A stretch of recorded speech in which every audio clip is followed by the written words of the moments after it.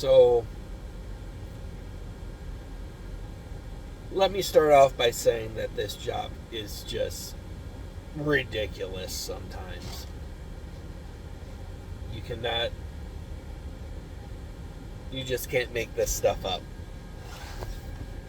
Let me give you an example from today. Now, today I have a 42,000 pound load, so that's a heavy load.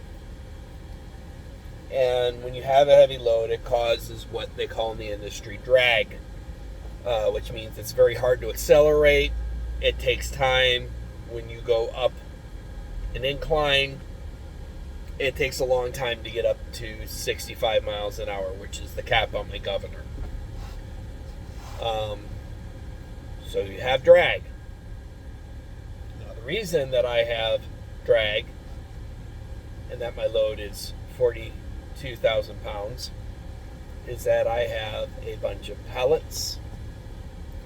On these pellets are giant burlap sacks. And inside of these sacks are a bunch of nuts.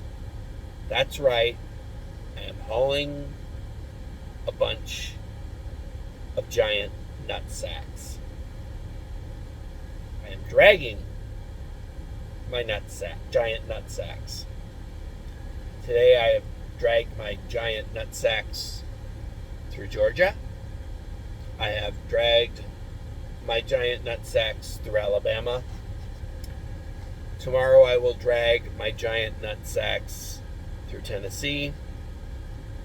I will drag my giant nut sacks through Indiana. And finally, I will drag my giant nut sacks through Illinois and drag my giant nut sacks right into downtown Chicago. There, I have to go to a customer who is on a side street.